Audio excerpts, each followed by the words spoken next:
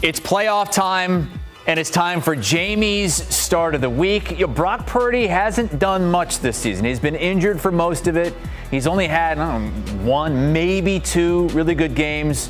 Well, this is the week he breaks out, according to Jamey and Sportsline, calling him the #1 quarterback. And Jamey, I'm guessing that has a lot to do with the opponent as we send it over to you and the gang, along with special guest, former fantasy stalwart, Robert Turbin. Still fantasy stalwart, Robert Turbin, as a fantasy football player and occasional analyst when he joins us on our CBS Sports Network show. Glad to have you here on CBS Sports HQ, Robert. Heath Cummings, Dave Richard. I'm Jamey Eisenberg. So let's get to the start of the week. As you mentioned, Chris, yes, it has a lot to do with the matchup. The Tennessee Titans are absolutely miserable. 6 of the last 7 quarterbacks against the Titans, 21.7 fantasy points or more. And as Chris alluded to, it hasn't exactly been a great season for Brock Purdy. He's only played 5 healthy games. In 3 of those, he's been above 20 fantasy points. The last 2 have been pretty miserable for him, but here comes this team that just allowed Shedeur Sanders to go for over 360 yards and get 4 total touchdowns. I think it's a great spot for Brock Purdy. But Heath, you're not feeling it so much. Why is he outside your top 12? I hate being a low guy on Brock Purdy. I'm always the high guy on Brock Purdy. The thing that concerns me just a little bit, if you look at San Francisco for the season, they're dropping back to pass on 60.5% of their snaps. That's about league average. You look at the games they've won by at least 10 points. That drops all the way down to 53%. And you see that in the last 3 starts for Purdy. His first 2 starts, he threw 35 and 38 passes. His last 3, he's averaging 29 attempts per game. He has not broken 200 yards passing. He hit it right on the nose once. His last 3 games, 200 yards, 193, 168. So I think if he gets the 3 touchdowns like he did against Arizona a month ago, that works out great. But as you mentioned, the last 2 games haven't been good. It's not because he's been playing bad. It's just because they haven't been throwing. They're going back to playing like the San Francisco 49ers. Robert, tell him why he's wrong. I just think that, listen, Tennessee's defense is bad. Like, I'm starting Brock, I'm starting Juwan Jennings. I mean, anybody on offense that I can start for the 49ers, I'm with this week. I think that's just the way to go. Is we had this conversation on our podcast. Like, there's some bad matchups this week, a lot of bad matchups this week. You want the 49ers against the Titans. So hopefully, Heath, you're wrong and that Brock Purdy goes out. Let's talk about some more starts for me here, and it's another team that I'm targeting. It's the New York Giants. Jackson Dart, Tyrone Tracy taking on that terrible Washington defense. But you see there, Juwan Jennings, like you said, Robert, like that setup for him, along with Woody Marks and Dalton Kincaid. So when you look at the Jennings situation, just kind of piggybacking off what we've seen from Brock Purdy. Now, while Purdy's had a couple up and down games, Jennings has scored a touchdown in 4 of his last 5 games. He's been hovering around that 7 target range, so that's kind of a good number, not a great number, but I think just again, given the matchup, you want to see Juwan Jennings go off. And in the case of the Giants, Jackson Dart, 6 of the last 8 teams against Washington, 21 or more fantasy points from the opposing quarterback.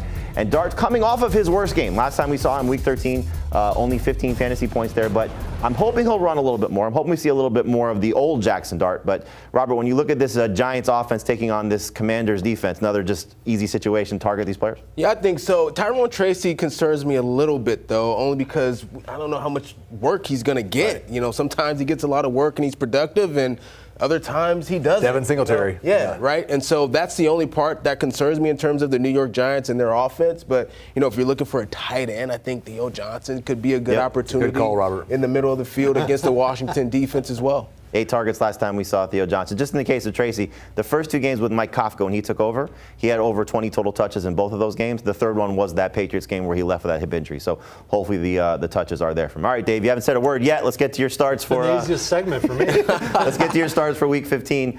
You're targeting a Jaguars player here. Well, Trevor Lawrence obviously going up against the Jets, and he's been hot. 23 or more fantasy points in 3 straight, 19.6 in 6 of his past 8. And then obviously the fear with the matchup against the Jets is that Travis Etienne just runs wild, leaves Lawrence with little to do, like in weeks 1 and week 11.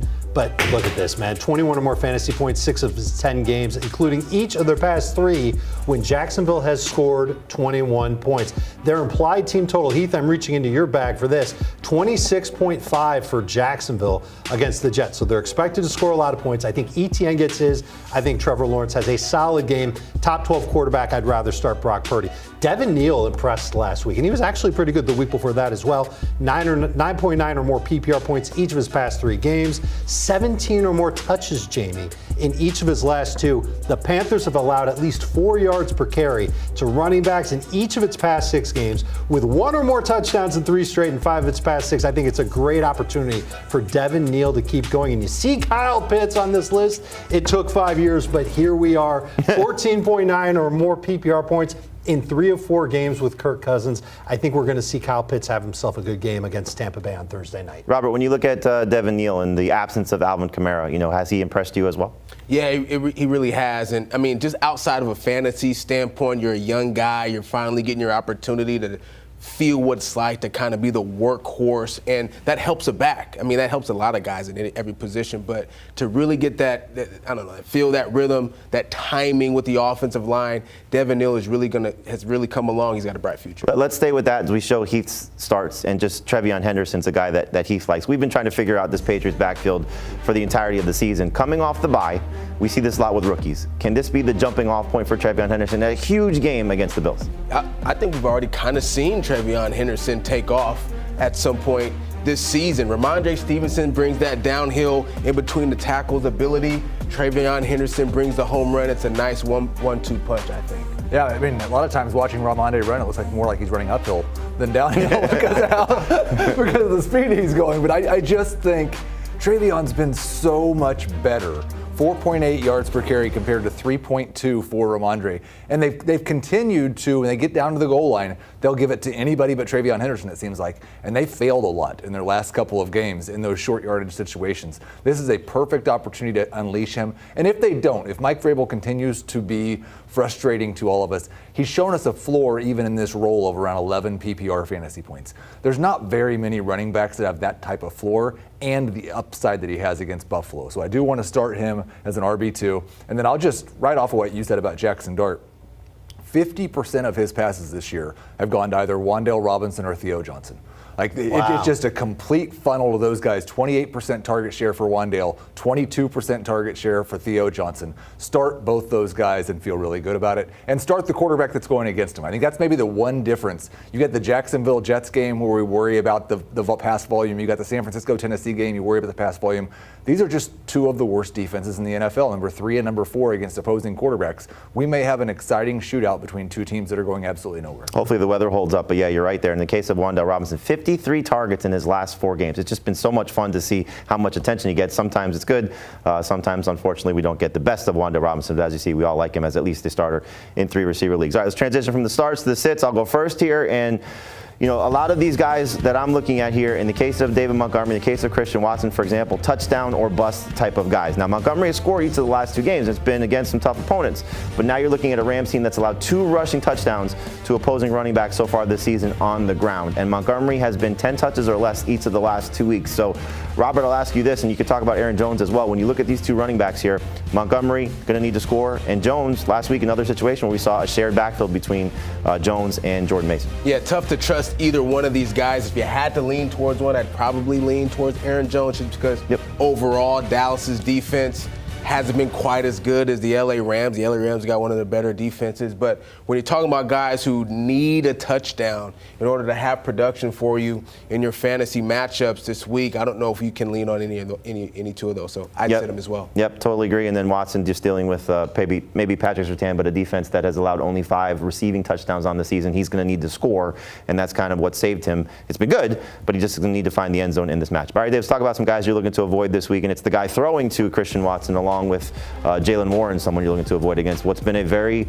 good Miami run defense of late. Yeah, well, with the quarterbacks, I don't want to start Jordan Love or Bo Nix, just the opportunity for that to be a low-scoring game. I think that's what we're going to see. And Jordan Love, when he's been pressured, he's not great for fantasy. The Broncos are top 10 in pass rush pressure rate, top 8 in blitz rate, and they've got the league's highest sack rate. They are going to get after Jordan Love, and that's when he's at his worst, and only 4 quarterbacks have topped even 17 fantasy points against the Denver Broncos this year. You brought up Jalen Warren, outscored by Kenneth Gainwell in PPR in 3 of their past 4 weeks together. He's got 12.8 or fewer PPR points in 4 of his past 5. He's safe for around that much. I kind of view him sort of the same way that Heath views Travion Henderson, but I'm not sure he's got the same type of upside as Travion Henderson, and I kind of like Kenneth Gainwell better. I think Aaron Rodgers likes him better as a target out of the backfield, so that makes me a little bit more excited for Gainwell, a little less excited for Jaylen Warren. Can't have the Seahawks running back on here without asking a quick question about Kenneth Walker. Just, is this the week he gets going, or is this another one where we're left a little perplexed? Yeah, I think another one where we're left a little bit perplexed, and a lot of it has to do with K9 and just his inconsistency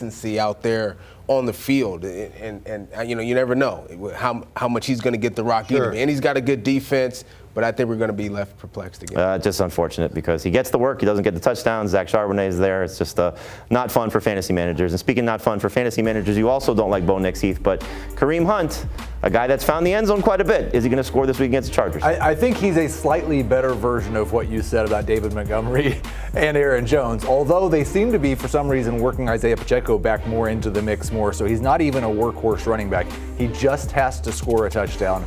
Maybe he will and finish around RB 25, but the floor is exceptionally low. And then Bo Nix, it's just amazing. Like, he has thrown 120 passes in his last 3 games, 40 passes per game. He has 1 touchdown.